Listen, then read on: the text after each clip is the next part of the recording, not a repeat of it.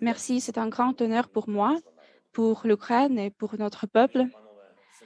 Mesdames et messieurs les sénateurs, messieurs les parlementaires, les élus de Paris, le peuple français, je suis reconnaissant d'avoir l'honneur de m'adresser à vous aujourd'hui. Je suis sûr que vous savez très bien ce qui se passe en Ukraine. Vous savez pourquoi cela se produit et vous savez qui est coupable.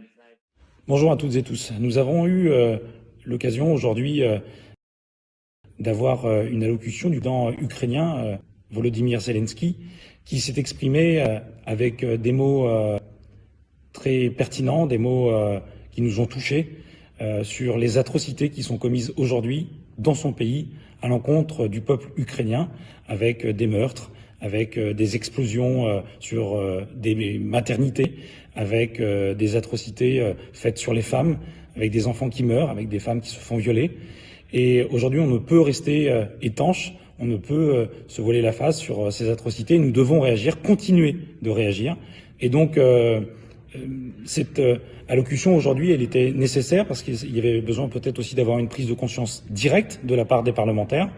Donc continuons ce que nous faisons, continuons d'appliquer des mesures restrictives et continuons surtout de les aider chez eux et de les accueillir chez nous avec le meilleur des accueils possibles, avec l'intégration des enfants pour que les enfants puissent aussi aller à l'école. On ne peut pas se permettre aujourd'hui d'avoir des enfants ukrainiens qui resteraient 6 mois, 1 an, 2 ans sans éducation. Nous devons les aider, donc continuons à le faire.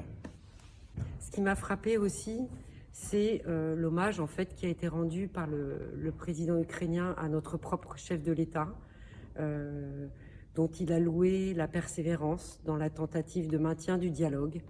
Et ce qui m'a aussi impressionné, c'est le fait qu'il cite notre pays en fait comme le premier leader dans la discussion diplomatique pour essayer de sortir de cette situation dont on espère la fin au plus vite. Et puis pour reboucler, ça nous remet le doigt sur le fait que nous devons être souverains dans plus de domaines, et notamment dans le domaine industriel et dans le domaine productif. Et c'est une dimension importante de mon mandat sénatorial pour ce qui me concerne. Mais néanmoins, on a trouvé un président debout, courageux, hein, qui a mis eh bien, tout l'accent sur notre histoire commune, avec aussi quelques appels que le commerce que l'on peut faire avec les Russes. Il nous a quasiment dit implicitement que, bien évidemment, le commerce avec la Russie, c'était de financer directement la guerre. Et ça, c'est une vérité que l'on doit admettre avec, je pense, une réaction faible de notre part, ou du moins on est loin des engagements pris par le monde occidental concernant les rétorsions vis-à-vis de l'économie russe.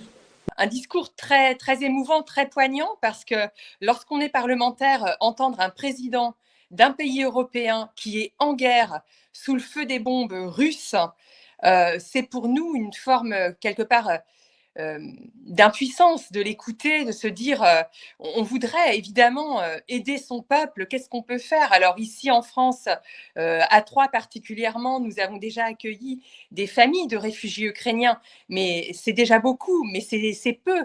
On a quand même un pays en Europe qui est sous le feu des bombes, malgré les efforts de notre gouvernement actuellement, de la communauté européenne, de toute la politique, on va dire, européenne.